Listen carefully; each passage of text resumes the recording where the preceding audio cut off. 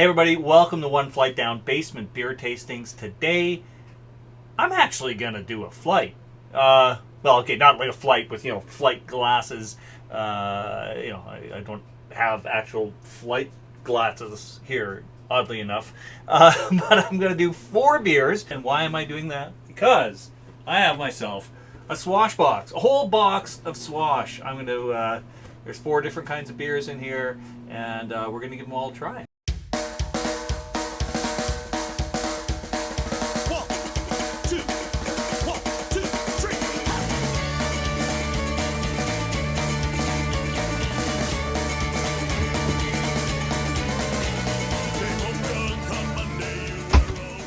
So the Swash box, I don't know what Swash is, but I got a whole box of it. The Swash box is from Driftwood Brewery in Victoria, BC.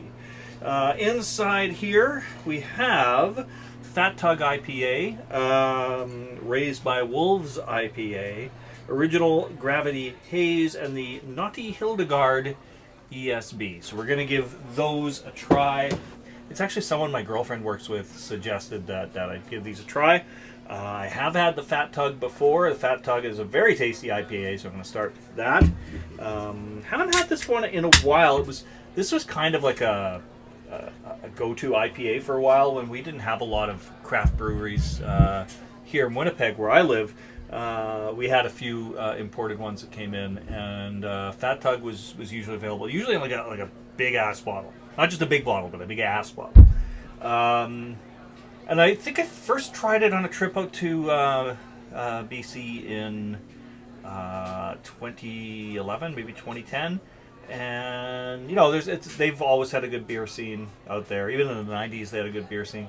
But yeah, that trip, I remember trying as many different beers as I could, but this was kind of available all over the place. And it was always really, really good. It's a really good, reliable IPA, from what I remember.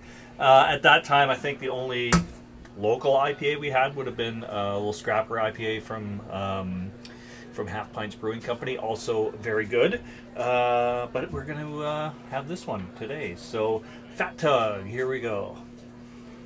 Yeah, it smells like an IPA. I don't know how to describe it. It smells like an IPA. Let's go in for a taste and see what's happening here.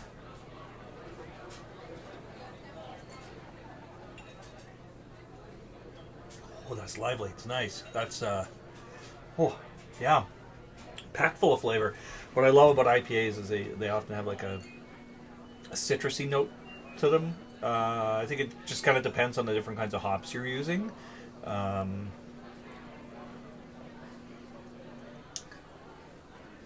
There's a definite bitterness to this too. Certainly not for people who aren't into IPAs. So anyways, what do we have here? Take a deep breath, sailor. It's difficult to fathom, but such monstrous hop bitterness can be foiled by ample malt buoyancy. This hop monster dwells in the deep. Its tendrils raise to hoppy nirvana. It's got water, barley malt, hops, yeast, and it is unfiltered. It's a strong beer, 7%. 7%. Wow, I was going to do all 4 of these. We'll see how this goes. Yeah, it doesn't give a lot else on tasting notes or anything like that, but that's okay. We can also check their website for that, I'm sure. But I'm definitely getting a citrus note in here. Big grapefruit, which I think is pretty common in IPAs, and it's not a hazy IPA, right? That's pretty clear. So not like a New England style hazy IPA. It's probably more like a West Coast IPA. But let's check out their site. Let's see what we got here. Oh, there we go. Definition of Swash. Thank you.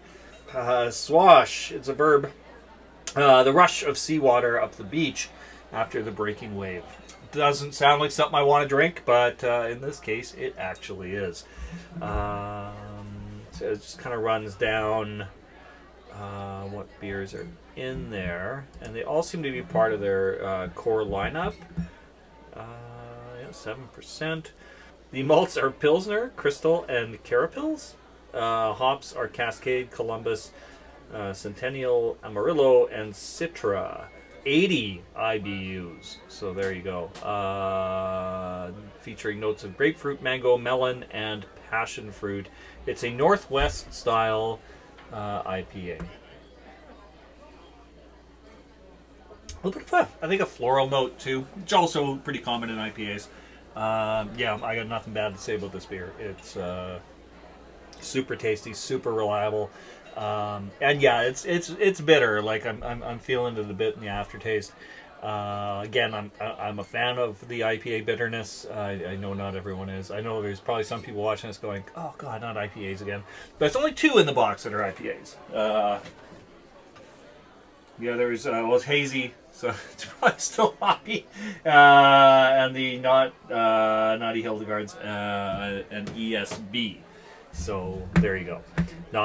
It's not all hop madness, but kind of is. If someone said to me, "Hey, I've never tried an IPA. I want to give one a try. What would you recommend?" I think I would go with the Fat Tug as one of my top choices because it's everything you normally get out of an IPA. It's kind of like your standard IPA. It's not like super fruity. It's not super hazy or anything like that. But it's got all the elements in there that make IPAs so wonderful. So yeah, I would recommend this to just about anybody. All right, next up is the Original Gravity Haze. Strong beer, 7% alcohol. Maybe I should be breaking this flight up into 2 episodes, see what happens. It doesn't... I don't think it says the word IPA on here, but it's a haze, right? So it's got to be what we're looking at. All right. Yeah, I switched up my glasses because, if I'm doing it as a flight, you got to do kind of more flight-sized kind of samples, right? Don't worry, the IPA's not going to waste. Just... you'll be okay. Okay. Yeah. Definitely a bit hazier, paler in color.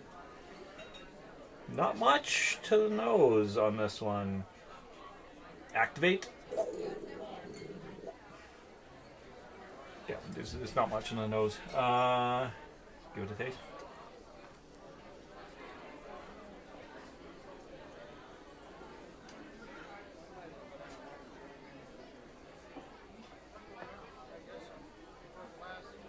Nice. So different from the previous one. The hoppiness doesn't like jump out at you like it did with the Fat Tug. It's very kind of bright and crisp. This would be a nice summer beer, I think.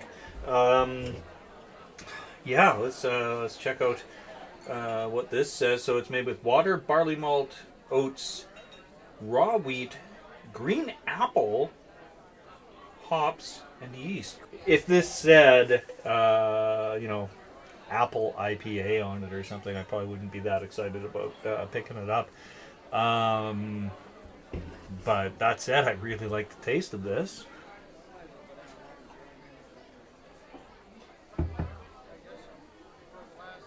And yeah, I get it. I guess it kind of adds to the crispness of it. Words are hard some days. It's a tasty beer. It's hoppy. It's not. I mean, if you're someone who goes, I don't like IPAs, I think you've got a better chance of liking this than the Fat Tug. All right, next up is Raised by Wolves. Raised by Wolves. Let's see here. Let's crack it open and then get into the details because otherwise, I'm going through 4 beers. I know this is it makes for a long episode if I don't do things right. So here we go. All right, also an IPA. Also much. It's very clear, quite like what the Fat Tug was. Even clearer. Like it kind of almost looks like a lager or something. Very light on the nose. Yeah, let's dig in and see what this is like.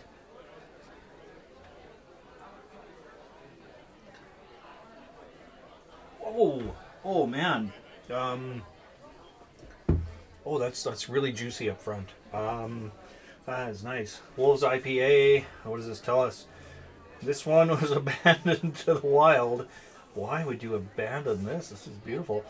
Water, barley malt, hops, yeast, unfiltered. It's got a bit of a description there that's a little hard for my 51-year-old eyes to read in this light. It is 7% alcohol.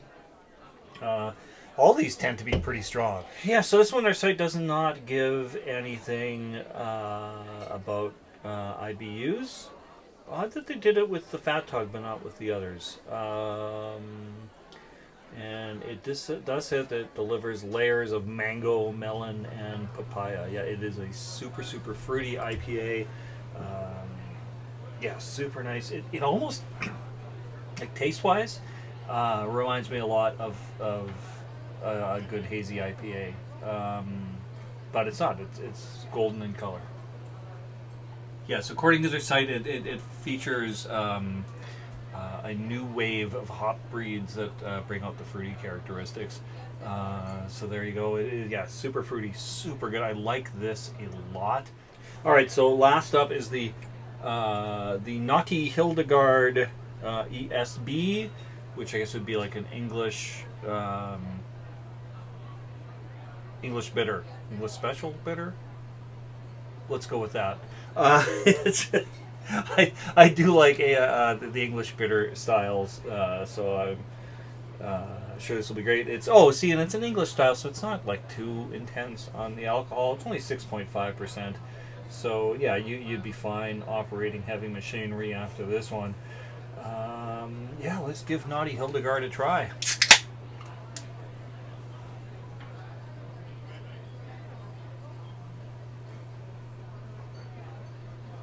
You want to see the pour, don't you?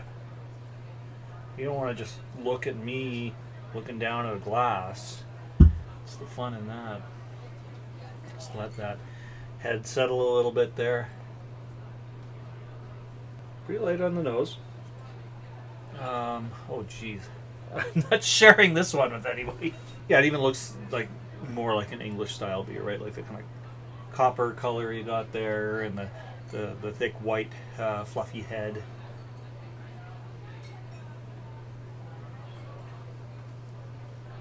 And it's thicker, right? It's mouthfeel on this, super thick. And there's a sweetness at the end. This would be, I'm glad I went in the order I did, because this would be like the dessert beer of the pack. I do like English style bitters.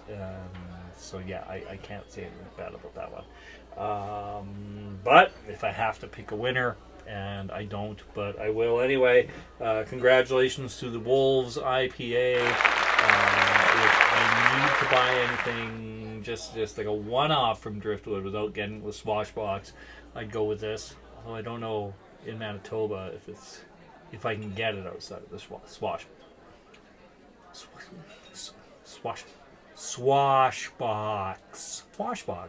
I will definitely be buying a Swash box again. So I'm going to go finish these off, because I've still got like 2 half beers in front of me.